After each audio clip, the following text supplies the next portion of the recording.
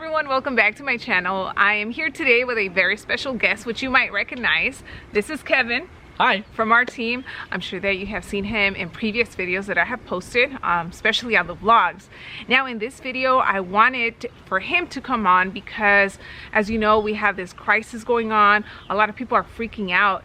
And something that we're doing is that we're still making cold calls. Kevin has been making a lot of these calls, so I wanted him to share with you exactly what has been his experience, because I know a lot of you have left me comments and messages and are kind of just wondering whether or not you should work right now or what it would be like actually making those calls. So Kevin, for anybody that is watching, tell us kind of like what has been your routine recently and what it's been like talking to these homeowners. Yeah, absolutely. I think the first couple of weeks in March, when this was very fresh and coming to the United States, it was sort of like that buzzword on top of everybody's mind. I don't think it necessarily mattered even if it was on the phone calls, and you were going to see family or you were going to the grocery store or social media. People just wanted to talk about it. So getting on the phones was no different. You know, people getting upset at you for calling, but now they have more of a reason to be like they don't want to talk to you because of the whole COVID thing that's going on. Can I say that? Is that an illegal word? Okay, well, you guys all know what we're talking about. You know what we're talking about. Yeah. And so, and over the weeks, it kind of has started to become like it's annoying, or it's part of the norm, or you know, people are getting more adjusted to how things are being run now. And so now it's just kind of reverting back to just the usual type of phone calls that you get. If you do expired phone calls or cold calls or hitting up FISBOs, if you guys know what that is, I'm sure you do. It's just same as usual. It's business as usual. Yeah, when it comes to at least the conversations. Yeah, you're still going to get those calls where people are talking about it and perhaps they are deciding they might not want to do something because of what's happening, but it's our jobs as the responsible and knowledgeable realtors to present them the information they need to make them feel good about making that move, if that's what they need to or they want to do. Right? Yeah. So from all of these calls that you're making, what is usually like the one or two things that you hear all the time from people that they tell you, the homeowners? The homeowners regarding like what's happening right now? Yeah. So like, let's say you were just cold calling me.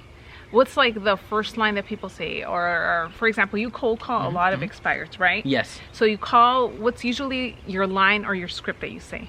Okay, so maybe a first thing I will say is, hey, just looking to see, or if it's like if it's an expired, just looking to see if you guys had still sold that or what your plans were for it in the future.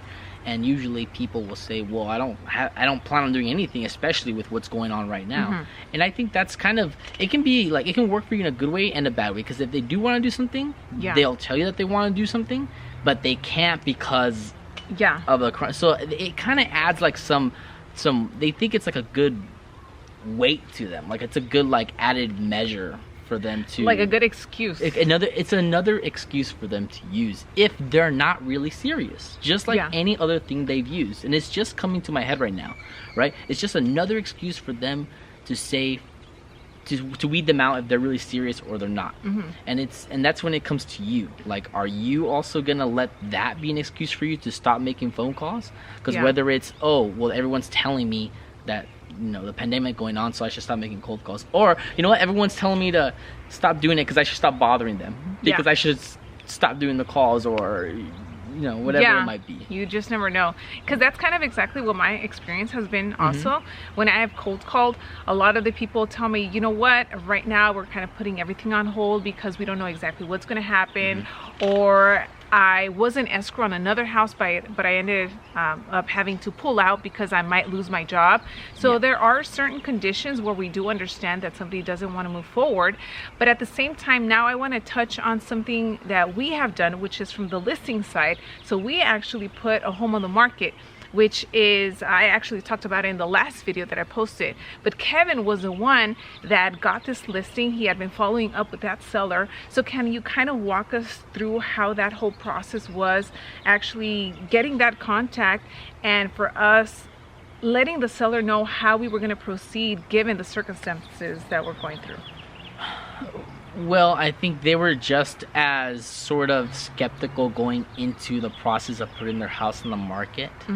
And we do the best that we can to help everybody feel safe. And her was even a more dire situation, if that's even the right word to use, Yeah. because she was more skeptic due to the fact that in the past her son had got leukemia and he had just recovered. He had a lower immune system, so we needed to be even more safe, the more safer that we could be. And so we assured her that we would take the right precautions by only having people who had submitted offers to come look at her home, that the people who did come to look at her home would be wearing masks and gloves, and then letting her know that even people like the appraisers are now even just doing drive-by appraisals, and they're not even coming into the house. So just overall minimizing as much little face-to-face interaction as we could. Yeah, and with her particular, she's in a very tight situation where she has to sell, otherwise she's going to lose the home. That's right, yeah. So obviously we also take that into consideration, because she does have a lot of equity in the home, and the last thing that we would want to happen is that she loses the home, she loses the equity, and then she has to be out in the street pretty much. So it's not like we're just trying to get a listing or put a home for sale just because. We take the precautions just like you mentioned, and we also ultimately want to help the seller at the end of the day with whatever it is that they want to do. Now, going back to putting it on the market, obviously we got a lot of activity. You saw in the last video I told you we got multiple offers, so clearly there are buyers out there. Yeah. Oh, yeah. This is the funny part. Like, yes, there's buyers out there without a doubt, but there's people who are willing to submit offers, because we got like over a handful of offers. Yeah. And nobody had even seen the house yet. Exactly. So imagine if we had actually done the open houses, the usual routine, come over, take a look at the house, anybody come on over, you know, as long as you have a DU approval kind of thing going on. And we would have gotten even more offers. No doubt. No doubt. Yeah. So I don't, if you guys are watching, I don't want you to think that the pandemic or what's going on is stopping people and nobody's buying.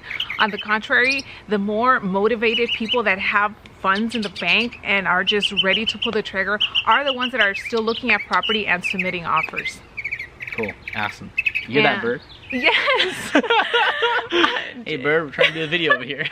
We actually, I decided to make this video outside to bring you a different perspective, so we're not inside the room. It's nice out here. And we have some company, the birds. Yeah, I hope that you guys have found this video very useful with a lot of tips. Again, this is Kevin on Loida. If you enjoyed this video, make sure to give it a thumbs up, and we'll see you guys on the next one.